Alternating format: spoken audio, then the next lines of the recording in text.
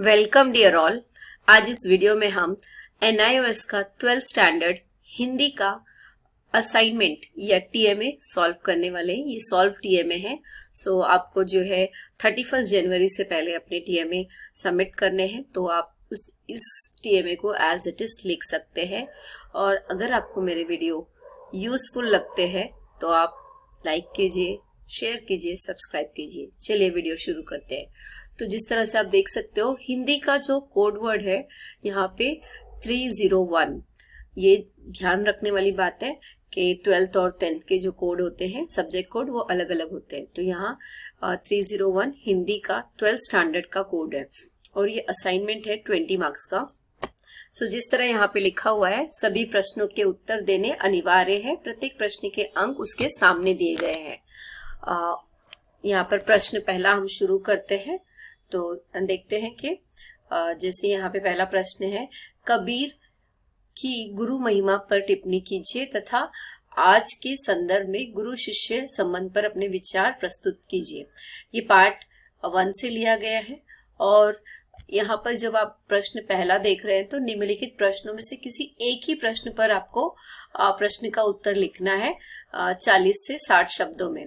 दूसरा प्रश्न है, निराला की कविता व तोड़ती पत्थर को पढ़कर आपके मन में मजदूर वर्ग के प्रति कौन कौन से विचार प्रकट होते हैं, संक्षेप में लिखिए। ये पार्ट 2 से लिया गया है। ठीक है, तो पहले हम प्रश्न देख लेंगे, उसके बाद हम उत्तर देखेंगे। तो एक ही प्रश्न का उत्तर आपको देना है प्रश्न 1 में से। प्रश्न 2, उसमें भी आपको एक ही प्रश्न का उत्तर देना है। जैसे यहाँ पे लिखा हुआ है, निम्नलिखित प्रश्नों में से किसी एक प्रश्न का उत्तर दीजिए। सेम चीज है, 40 से 60 शब्दों में। तो दो कलाकार कहानी में मानव सेवा को महत्वपूर्ण क्यों बताया गया है, तर्क सहित उत्तर दीजिए। तो यहाँ पर अगला प्रश्न है, ये पार्ट 11 से लिया गया है। अगला प्रश्न है, जी विश्व की विजय में प्रो रघुवंश की उन 2 विशेषताओं का उल्लेख कीजिए जिनमें आप सर्वाधिक प्रभावित हैं। तो ये पार्ट 4 से लिया गया है और एक ही प्रश्न का उत्तर लिखना है। ऐसे ही प्रश्न 3 है कि निम्नलिखित प्रश्नों में से एक प्रश्न का उत्तर लिखना है। कुटुज की किन्हीं 2 विशेषताओं को अपने शब्दों में प्रस्तुत कीजिए। पार्ट 14 से है।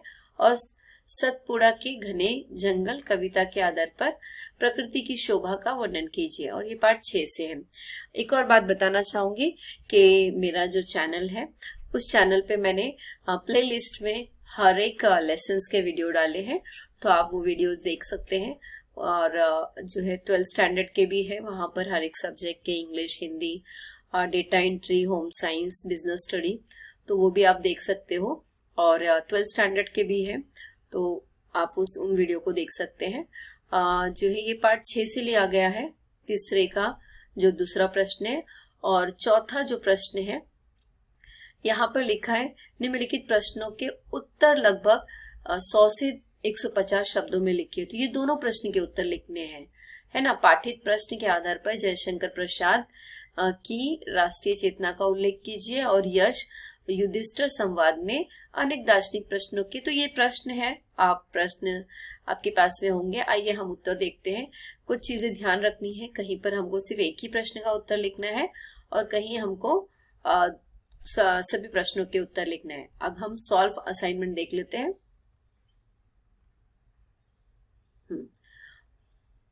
हाँ, उसको थोड़ा सा सेट कर लेते हैं। ओके, ठीक है, 1 सेकेंड। ठीक है, तो जैसे मैंने पढ़ा कि 2 प्रश्नों के उत्तर हमको लिखने हैं, 2 में से एक प्रश्न के उत्तर लिखने हैं। तो पहला प्रश्न का उत्तर है, कबीर की गुरु महिमा पर टिप्पणी कीजिए तथा आज के संदर्भ में गुरु शिष्य संबंध पर अपना विचार प्रस्तुत कीजिए। तो कबीर एक महान संत और साहित्यिक थे, जिनके लेखन काफी प्रसिद्ध थे या प्रसिद्ध हैं। उन्होंने गुरु की महिमा को गहराई से व्यक्त किया है और उनके दृष्टिकोण में भगवान का अवतार होता है, जो हमें मार्गदर्शन करता है और अंधकार से प्रकाश की ओर ले जाता है। और आज के समय में भी गुरु शिष्य संबंध महत्वपूर्ण है। एक संवेदनशील और सामर्थ्य गुरु शिष्य का रिश्ता जीवन को समृद्ध, सरल और सत्यप्रिय बनाता है। गुरुवाद के माध्यम से ज्ञान अनुशासन और संस्कार प्राप्त होते हैं जो विद्यार्थी के विकास में मदद करते हैं। इस संबंध को सम्मान पूर्वक निभाना चाहिए ताकि समाज में समृद्धि, समरसता और समानता की भावना स्थापित हो सके। तो पहले प्रश्न का उत्तर ये था। दूसरे प्रश्न का उत्तर देख लेते हैं। दो कलाकार कहानी में मानव सेवा को महत्वपूर्ण क्यों बताया गया है? तर्क सहित उत्तर दीजिए। तो दो कलाकार कहानी में मानव सेवा को महत्वपूर्ण बताया गया है क्योंकि ये मानवता के असली सिद्धांतों में से एक है और हमारे समाज के संघर्षों को दूर करने में सक्षम है।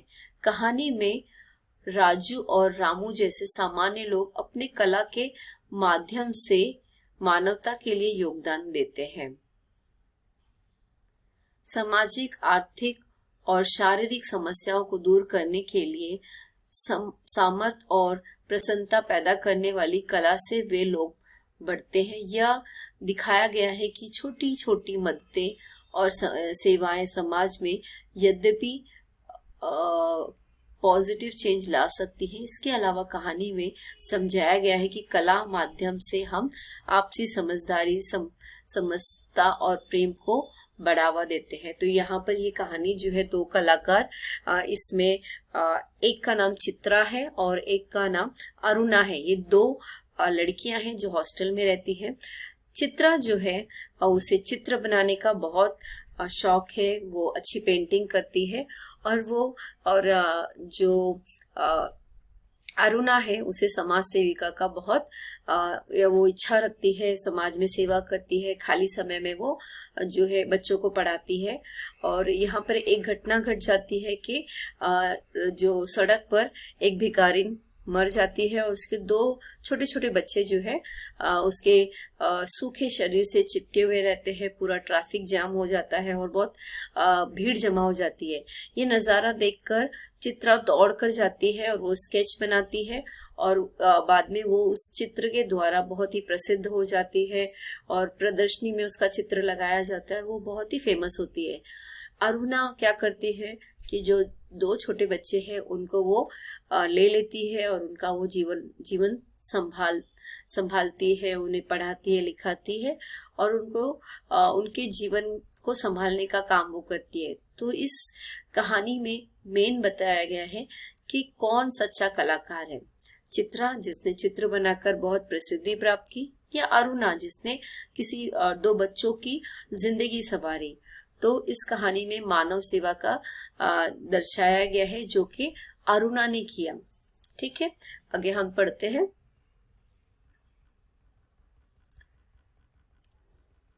कुटुज की ये जो है किन्हीं दो विशेषताओं की अपने शब्दों में प्रस्तुत कीजिए।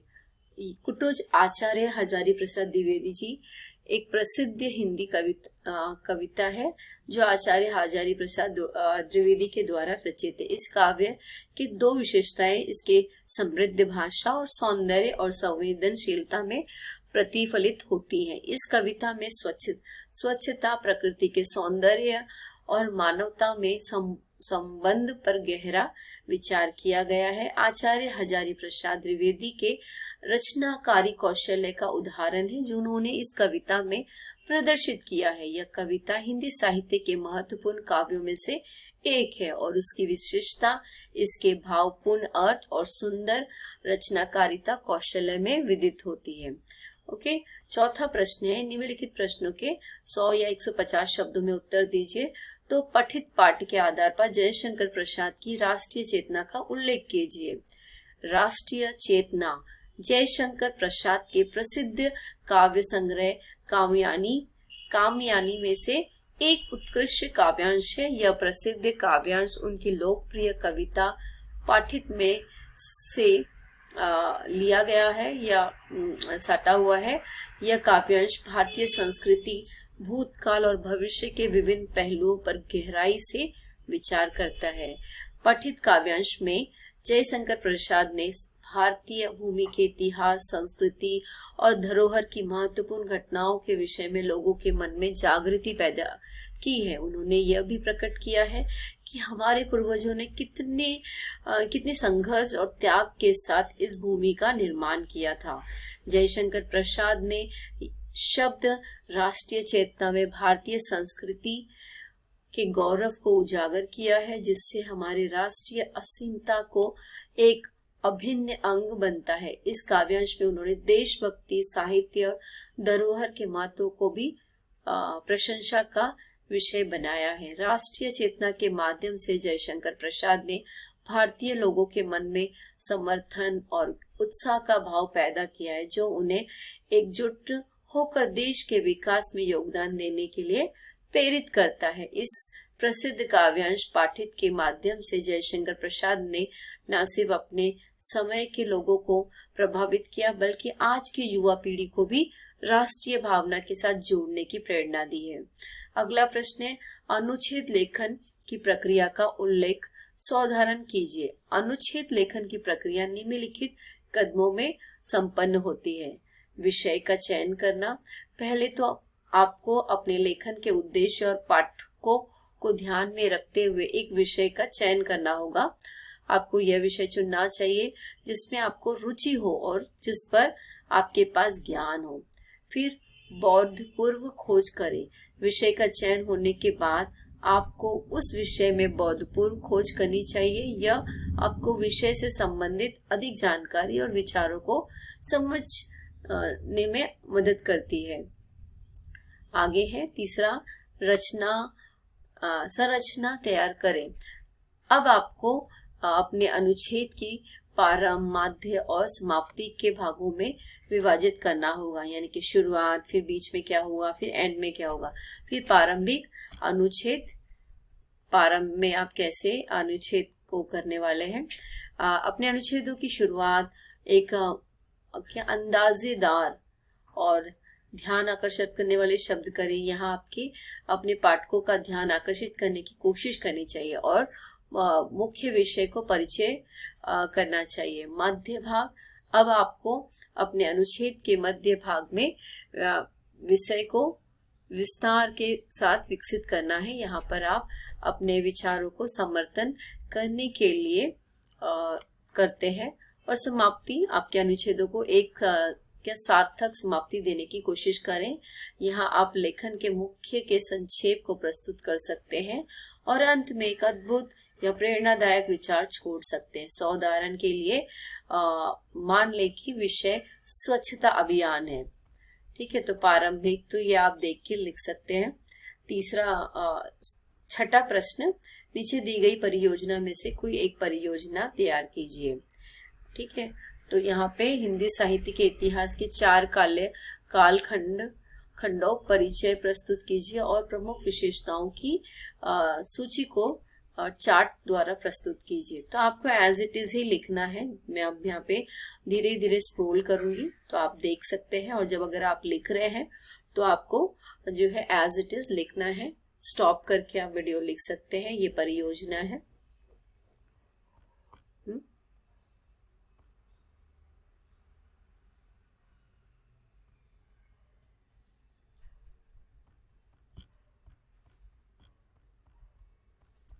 यहाँ पर प्रमुख विशेषता दी गई है।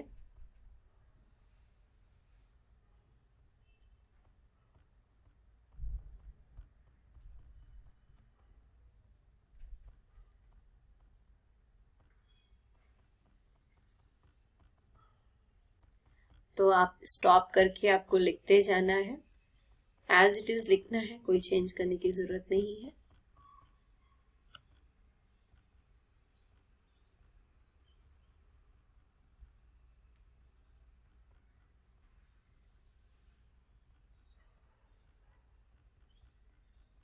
ये चार्ट है।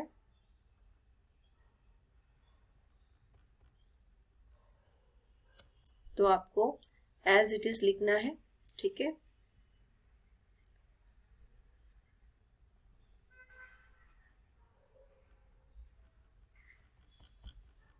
ओके। सो फिर से कहना चाहूंगी, अगर ये वीडियो आपके लिए यूजफुल है, मेरे चैनल को सब्सक्राइब कीजिए, लाइक कीजिए, शेयर कीजिए। Thank you.